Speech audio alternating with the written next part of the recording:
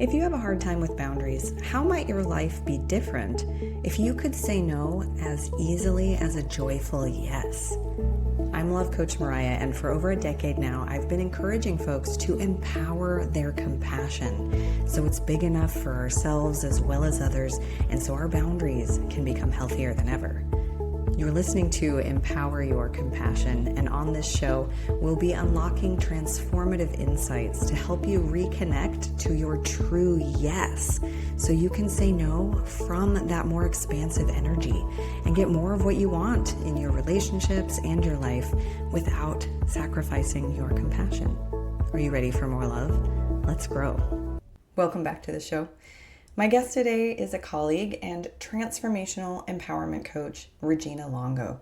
She specializes in spiritual wisdom that goes beyond mere belief adjustments and personal improvement methods to restoring the natural blueprint of who we truly are and awakening our limitless potential.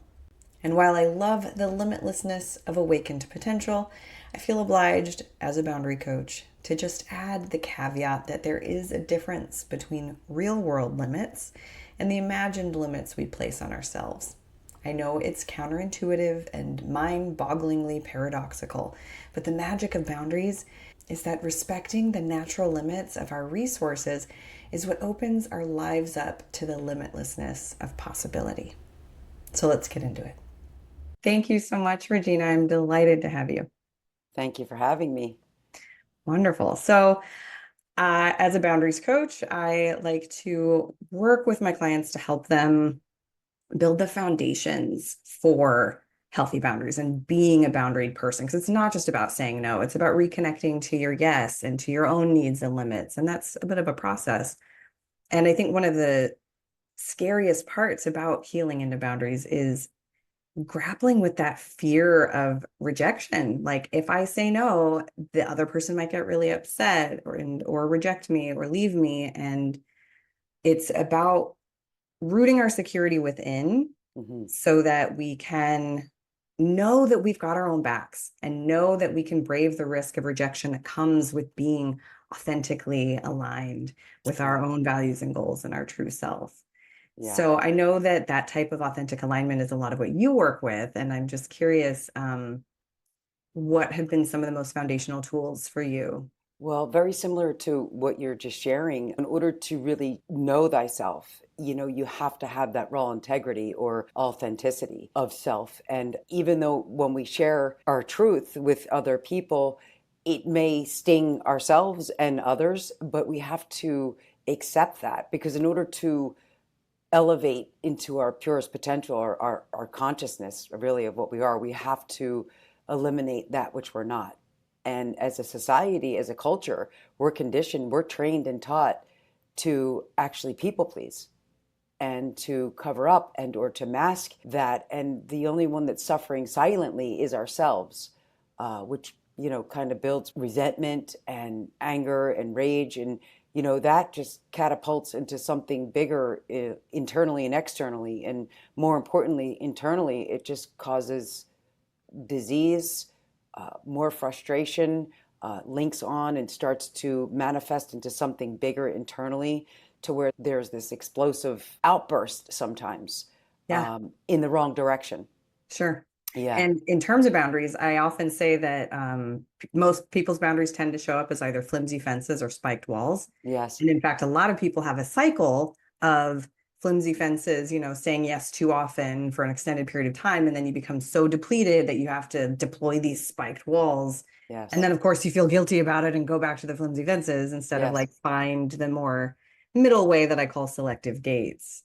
Yes. And how I see it with the science behind it, like that, how you just shared, we find ourselves with such rigidity, like it's this or that. And then there's that, like you said, these like strongholds on these gates, when really, our limitless self, our purest potential of self, is being in the flow state, an elevated state. And when we act on those safe boundaries, that are really of our truest raw self, as we were saying, it's not so rigid. And you can allow for yourself to put the boundaries up. And again, it may be discomfort for yourself and or others, but it allows you to live your true self, Yeah. right? Yep.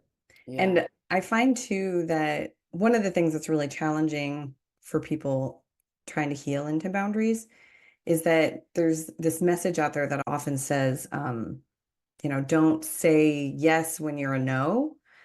But the problem that so many of us, like recovering people pleasers, face is that we got conditioned from an early age to prioritize other people's needs, not over our own, but as our own. Hmm. Like that's where we found safety. And Hmm. so it's hard to know which offers or requests you're a no to when you're already a reflexive yes to almost any requester. So Yes. being able to come back to yourself and reconnect with yourself is such an important part of the process. It's so significant because what I find with the corporate wellness empowerment and performance leadership coaching I do, one-on-one coaching and so forth, a lot of people don't even know themselves because just like you said, they took on others' beliefs and made them their own, which really limited themselves. And trying to figure themselves out now is very disorienting, distorting, and um, very challenging for some people to kind of get still and really understand and know what it is they truly know about themselves, love about themselves, what is a safe boundary for self, what truly is a yes and what truly is a no, so it's really this never ending spiraling, if you will. And either we're spiraling upward or spiraling downward. And most use the statement that they feel stuck. Well, we're never really stuck because you kind of can't linger in the middle. And when people are feeling stuck, they're really in the sadly in the spiraling down. And Mm. the key thing is when someone has the courage to reach out for help or for guidance and support, whether that be like a mastermind group, a group of like minded people, coaching, therapy, or anything of that nature. Hmm. Hey friends, real quick, in case you're busy, which you probably are if you have a hard time with boundaries, I just wanted to make sure you know that you can go to boundariesthatfeelgood.com and download a free resource for making boundaries easier without sacrificing your compassion. Again, that's boundariesthatfeelgood.com. Okay, let's get back to the show. You mentioned the word safety a few times, and I think one of the most important things to learn how to distinguish is the difference between safe and unsafe discomfort.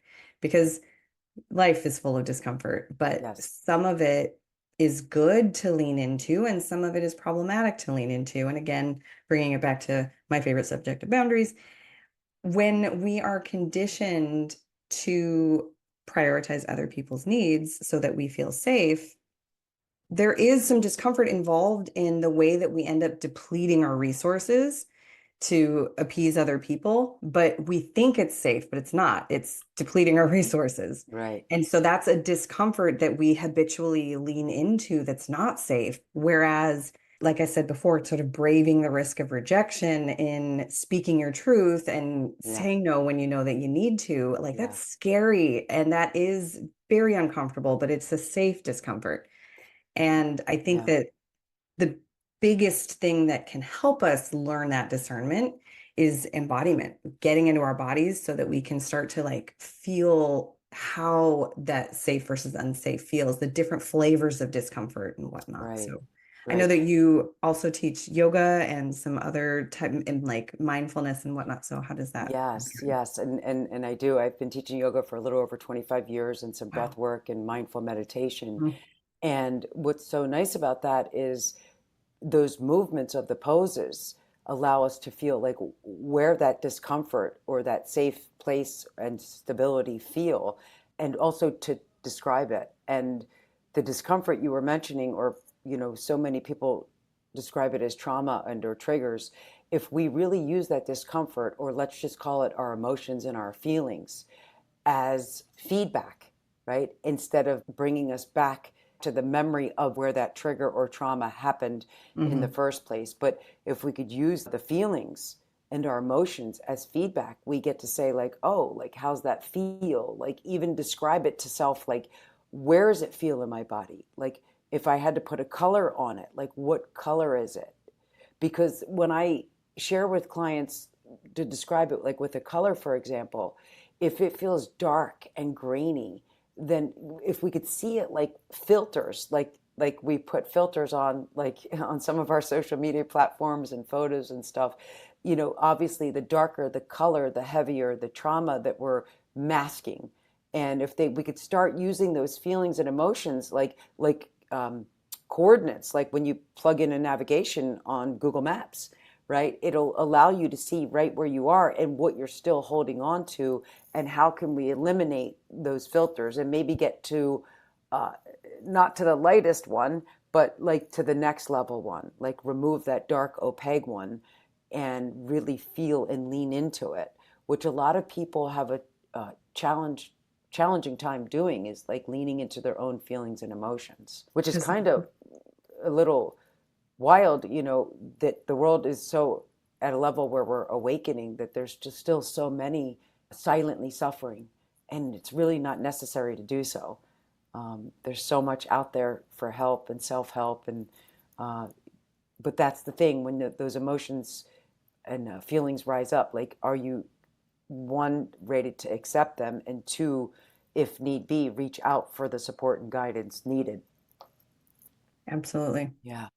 So, how do we know we're awakening or shifting into another higher level of ourselves, which I refer to as alignment? It's because you'll start to notice things in your life, in your experiences, in your relationships, like almost reorganize themselves. Like you'll start to see it differently, and absorb it differently.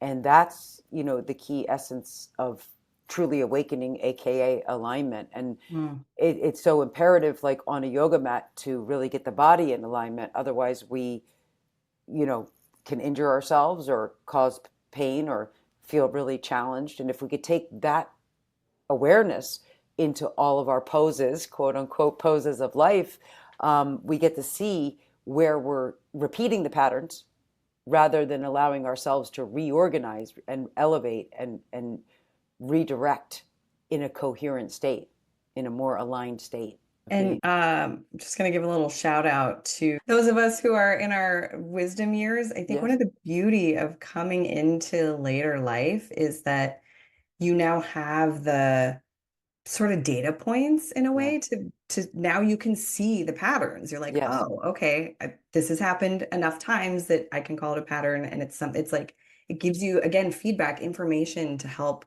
kind of learn, okay, well, this is how things show up misaligned, and this is how things show up more aligned, and look at what Exactly. happens, like all of the sort of synergy that starts to happen when you're in alignment and that flow that starts to develop. Yes, yes, I love that. And that's what I was talking about when I said if you could use your feelings and emotions as like reference points, coordinates, and now that the world is awakening at such a rapidly growing pace, we don't have to wait until we go through a lot of letdowns or heartache or pain. We can actually really take ownership of our transformation, and really at that moment where you're aware of what that might be, as we're calling and referring to as a pattern, can and are you willing, because that takes courage, to close that loop. When closing the loop, it means like if you deleted something from your phone or your email, and when we delete, it's like gone. So you're deleting that, and then what do we do? Claim wisdom from it, Mm. awareness, a Mhm. learning experience from it.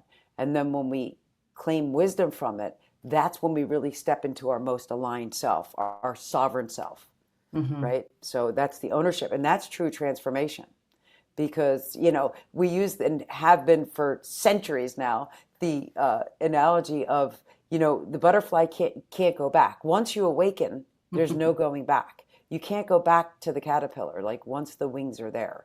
So it is a beautiful experience, uh, not one that comes without discomfort, but it does require courage to take that ownership of your own transformation. Absolutely. We wait so much for someone else or our relationship or our job or our partner, spouses, to give us that nudge and push. And when we're doing that, you could really count on, when you're looking outside of yourself, that will dismantle, it will collapse. When Mm. anything's forced or pushed or seeking outside of yourself, it tends to collapse. I mean, if we really, take a look back at any experience of our lives, and that's for anyone listening and or watching, you know, things collapsed because it was out of alignment. Absolutely. I'm getting this visual of like, when you see scaffolding go up around a new building being built. And if you're really reliant on that sort of external validation and motivation and whatnot, all you have is scaffolding. Like you don't have a foundation unless it's built within you. That's right. That's a beautiful analogy, and I find that like using analogies like that, really help people. It's almost like that clicks, like a Mm. puzzle piece, snapping in, aka alignment, and that it really helps the awakening of most. And so many people are waiting for like something huge and massive to happen, but it really happens in these small, subtle Mhm. little moments. The transformation. If it came all at once and all the blessings that would dismantle and collapse. We wouldn't know how to handle all the blessings like that, and You all got the to build a foundation one brick at a time. correct. And I think that really the key is noticing it. Because if you aren't aware that you've just put a brick in your foundation, it's just going to dissolve, I think. And Right. so as long as you're building awareness as you're building your foundation, that's how it'll grow strong. Right. I say to so many, like, notice what you're noticing, and like spatial referencing is so significant. Like, you know, just the simplicity. For example, when I have students on the yoga mat, and like I'll have them drop in to get centered for a moment and close their eyes and choose whatever shape they choose. But I'll sometimes ask them, like, notice how far you are from the front of the room or the right side of the room, or how much mat space you're taking up. And then maybe I'll choose for them, like, and then notice a point on your body, like your collarbone or your shoulders or your spine. And then take a moment and notice like the tip of your nose, and then notice, the front of your mat. All this with your eyes closed, Hmm. because so many people, I saw something today, but it is the truth. So many people rely on this thing called Wi-Fi, internet, which is this invisible field, right? Connecting you and I today. But what people are failing to recognize is their invisible energy field, Mm. their frequency, their Hmm. vibration, and that's what spatial referencing helps with. And that's what I mean, notice what you notice, and what you were just saying, you know? That's powerful. Yeah, very much so. I think of alignment in sort of two ways. Like, I guess maybe from like a masculine view and a feminine view, or a yang and a yin view. Yes. And in the more mental construct of it, I think of it as being in alignment with your values and goals. Hmm. And in the more felt experience of alignment, it's like, first of all, I had to learn how to get in my body. And once Yeah. I figured, well, like once I unlocked that, I mean, that was a huge turning point, like accelerant in my personal growth. Yes. And once I got more familiar with the subtleties, the quiet language that our body communicates with us in, I found that like there's a frequency of alignment that like there's a frequency of truth, like universal truth. There's also a personal truth, and that's what kind of feels like my alignment. And it's like the clarity of like a large bell ringing. Like it's got this crystal clarity, and it like drops all the way through you down into the ground. And it's just like, it's just a crystal clarity it's a Yeah. felt clarity in that energetic vibrational frequency. And the more I've learned how to attune to what my alignment feels like, the more I'm aware of when I'm out of alignment and how to kind of get back to it. And I mean, it's just like any sort of balancing act, right? It's It really constant is. adjustments, and you come out of it and you expect to come out of it, and you learn how to come back to it over and over again, like a living meditation, so to speak. Yeah, so very true. And I think that the other thing that's really important to remember, we're simultaneously individuals and parts of a collective, right? We're part of a whole living planet. We've got our species, we've got our communities, we've got our inner circle, and we're relational beings. Yes. And when, we can be in alignment with ourselves and our thoughts and beliefs and feelings. And then there's different opportunities or people or engagements that might be in or out of alignment with us. And the thing, especially again, as recovering people pleasers, we have this tendency to sort of ask ourselves or expect of ourselves to step out of alignment for the sake of peace, usually, or some sense of safety. And for something to be, when it involves more than one person, for two things to be in alignment, they both have to be in alignment. If it's misaligned for one, it's a misaligned That's right. connection. And, there is also a pattern of people asking others to step out of alignment, like, hey, I need you to change and be different so that you can feel more aligned for me. And again, either way, if someone has to step out of alignment for a connection to work, it's not going to work. Yeah. It's going to fall apart. It's a recipe for disaster. Yeah. And so if two people are walking parallel paths in alignment, it's going to be great. If your paths start to diverge, you have to let them. And when you remove, if it's misaligned for you and you remove that, you allow it to stay or become more aligned for the other person. But when you keep participating in a misaligned way, you're keeping it misaligned. Right. Agreed. And, that's goes back to the analogy we used of like the Wi-Fi signal. People will like run around like hell to make sure they have a stable signal, but the stability of themselves and like so much, if we can communicate and understand how to communicate properly with another and maybe share at such a vulnerable space, and vulnerability scares the shit out of people, to be vulnerable. And if we could share with people like, I suffer from trauma, or I sometimes feel like when we are in conversation that like abandonment triggers come up for me. If we could share our raw truth, as we were saying from the beginning, that's true integrity. But a lot of people can't handle that. That way we're not asking them to like, hey, this is my alignment and you need to step into it, and or vice versa. We're actually sharing where I'm at, and they could accept where I'm at or not. And then that's where, if the paths are severing, people fight like hell too to not let the path sever. Right. But letting go is tricky, or surrender, whatever you want to call it. But it is a necessary part of the essence of self to move through the transformation into the higher elevated states. There's lots you got to let go on the path of growth, right? Yeah. Like every layer of shed skin, right? You got to let go of that. If you're growing, you're going to be shedding lots of skins. Yeah. I mean, think about that. Like the best analogy of that is like a snake transform. Like we wouldn't see the beauty of the colors of the snake, if it didn't shed its skin. Well, we're the same. And I know so many people are dealing with like a lot of shedding of how they quote unquote used to be, or even relationship dynamics with friends and actually relatives and siblings and so forth has really shifted. And, it's such a time as this on the planet, like so many people are having to calibrate and recalibrate this new dynamic, because we really never experienced it before in centuries. So it's really like this new beginning, but if we could look at it as such a new adventure, we step into it with a little bit more grace, than a little bit more force of holding ourselves back. Yeah. Resistance. Yeah. And on a similar note, but maybe a smaller scale, in terms of romantic relationships, I just want to give a little bit of a plug to this because it's been on my mind lately. Sure.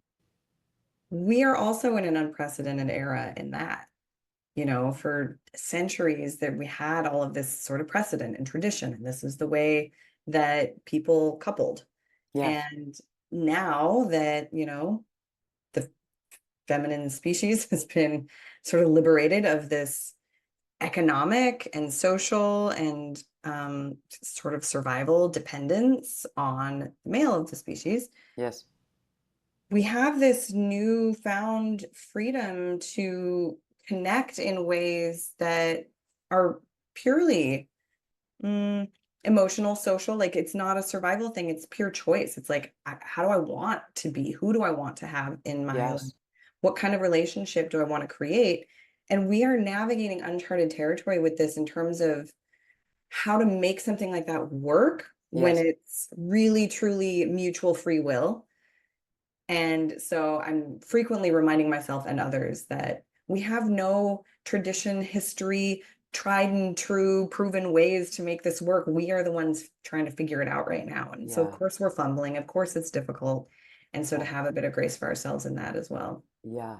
And I think on a little bit of a different perspective of that, um, other than like you're saying, like the gender of male and female, it goes energetically masculine and feminine, and both genders, all genders have the masculine and feminine energy. And I think even men are waking up to tapping into their feminine energy and understanding, their worth and self-worth, and like, that they don't have to be the financial role play and so forth, which is challenging because again, society and for centuries we've projected that onto the male, to men. And so now I think it has been such a disruption, but just like the earth is recalibrating and we're part of that, as an energetic species and human species, we too are recalibrating on a micro level, and the real key to it all is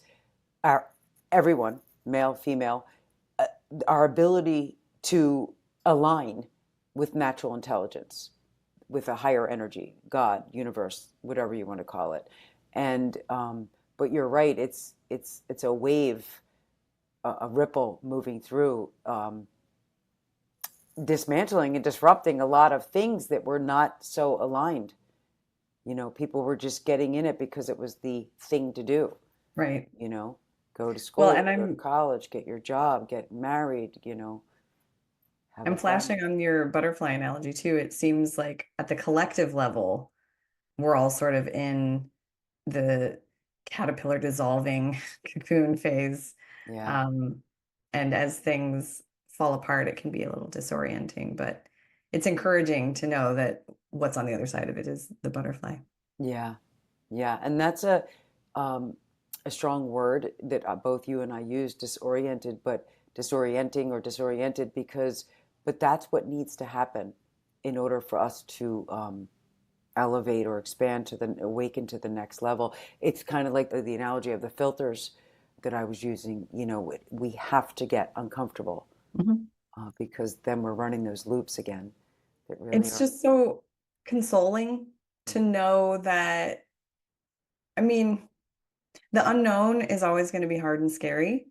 Yeah, And I think that's what is so scary about transformation is because you know what you're losing, what you're letting go of, what you're shifting out of, but it's hard to know what you're shifting into, because you've yeah, never been there before, you've never done it before. yeah, But at the same time, like I there's I feel like we're really blessed to be catching little glimpses of yeah, what's on the other side of what we're going through right now. yeah, Um, and so it's encouraging. It's like, yeah, this is really disorienting and scary, but also like I see what's on the other side of it. It's going to be temporary. It's going to be worth it. It's going to be like good and okay on the other side. It just gotta yeah, get through it. And yeah. And we have to remind yes. ourselves that, like what like you said, what we might be letting go of or not, what we know, the known, we can count on that being predictable. And so many people are crying out for the new, something new, even their living space. Some are like, maybe I should just like relocate, and that's taking a leap, figuratively and literally, right? So, but if we could start seeing it as, like I said, the shifting of the perspective and not relying so much on the predictability, and we'll find more joy in that. And that's true letting go. If you could allow yourself to align with, like, okay, let me just see and feel what this brings me. And guess what? When you do take that leap and see and feel what it brings you, if it's not aligned with you or something that feels good for you, then we pivot and we do something again. the trick and the key is to not go backward to the looping of the patterning, right? And to really find wisdom in where that predictability was, so we can, catapult and expand and grow from that. Absolutely. And I'll just throw a little bit of grace too that Yeah, it's inevitable you are going to go back to the pattern. Like coming to clarity and awareness about a pattern doesn't automatically make it disappear. that's You right. will go through a phase of watching yourself. Like once you have awareness about a pattern, you start to see it. Yes. And the thing that's so important there is you're going to keep repeating it until you build new skills to do something different. And you got to not beat yourself up too much about going back to it and being like, oh, I Yeah. thought I learned from this. I thought I had graduated out of this. What's wrong Yeah. with me? Why am I back in this? Like that's more likely to keep you stuck than to just notice and be like, oh, here we are back in that pattern. Noted, and Yeah. then you'll catch it sooner next time and just kind of let it be a process. Yeah, that's so true. What would be beautiful though, is to see like how you evolved in, because like if someone's getting out of a relationship that was unhealthy and they step into another one, can you see it as a predictability pattern loop that you're recreating, or something new that you evolved and claimed wisdom from? Because yes, it's going to happen again. Look at nature. Here we Mhm. are on the East Coast of where we live, and we're stepping into this beautiful autumn fall season. Living through the four seasons here, where we experience fall and autumn and then winter, and then we break free into spring and then summer. But nature renders itself at a higher intelligence, even though it's autumn, fall season again. It's a very different fall season than last year. And if we Right. could see it that way, Right. it claimed its wisdom of like, shit, that didn't work last year. Let me create it this way this year. If we could see ourselves doing that, that's the growth. That's the Yep. grace, really. That's where true freedom is. Yeah. That's And what truly everybody's seeking. that's that upward spiral also. Like the That's right. spiral is because you are going to circle back to things, but you're going to be at a higher level each time. That's correct. That's a beautiful way of saying it. And Hmm. that is absolutely it. Whether they're spiraling up or patterning down, spiraling Right. down. Yeah. Mhm. Yeah, and so many are like, if I could just have more money or the right job, or live in the right location, then I'll have my freedom. And it's really not. They're silently suffering inside because they're not really connecting to knowing thyself, and what we were just talking about, like recalibrating, coming into harmony with the raw truth, the real integrity of yourself is what's going to allow you to render at a new version of self, even though we're moving through those patterns or seasons. Mhm. Yeah. I think it's a really powerful perspective in terms of personal growth and development Hmm. to recognize the difference between doing and being. Hmm. And I think there's a lot of sort of coaching advice or even life hack advice and whatnot for ways to do things more smartly or more effectively. Yeah. And that can be helpful, especially if it's maybe like weight loss tips or productivity hacks or things like that. Like, Hmm. there's some amazing helpful things about how to like do things better. But you're not going to create sort of like transformational lasting change if you don't address the being that you're doing from. Right. That's where you and I like to operate. We're more of what they call transformational coaches because we get down into those roots. The So, root yeah, cause. Yeah. moving, changing jobs, whatever, like doing different things can create change on some level, but the whole life transformation is going to come from within, and you've got to Yeah. get Yeah. to that And, level. and, and you got to just keep uncovering it, like layer by layer, to get to the Mhm. root of the distortion, like you're saying, to really cultivate and the true transformation that one is seeking, which takes work, Yeah. you know? And honestly, I think it's safe to say that whether you're talking about a doing level hack or a transformational level shift of being, it's really best to just make it a lifestyle. Yeah. Even dieting, they talk about that all the time. Like we don't want you to do yo-yo stuff. We want you to create a healthy lifestyle so it's easier, it just integrates into your life and becomes a new way of being. Yes. So, would you tell my listeners how they might connect with you and how you support your clients in shifting their ways of being? Yes, thank you.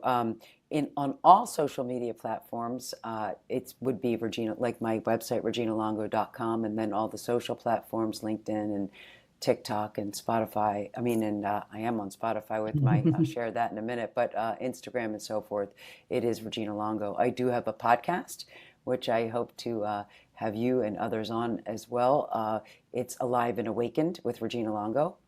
And basically, my work is to help people shift from limited to limitless, to really uncover the pure potential of self, and though that energy, that pureness of self, really sticks when someone really connects to and is congruent with their true identity of self, which is beneath all those filters that we were talking about. So.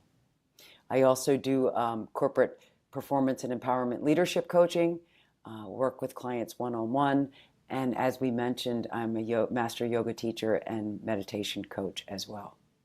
Brilliant. You got your hands in all the things. That's awesome. Yeah, and I love what I do. Amazing. Yeah. Awesome. Well, thank you so much, Regina. It's been delightful having this conversation with you, and I will share all of links to all of your things in the show notes so people can follow up with you. Thank you. Grateful to be a part of this message today. Awesome. Thanks. Great discussion, and the first of many with Regina. I'll be guesting on her show as well soon, and we've already decided to do more together as well. With the holidays looming at this point, I want to encourage you to set yourself up with a strong foundation to ensure you don't get overrun with expectations and obligations. Give yourself this gift and book a free call with me to get started right now so it's not another item on your to-do list. Go to explorelovingboundaries.com, grab a spot on my calendar, no charge, no strings. And if you haven't already, be sure to subscribe to this podcast. You're amazing. Namaste.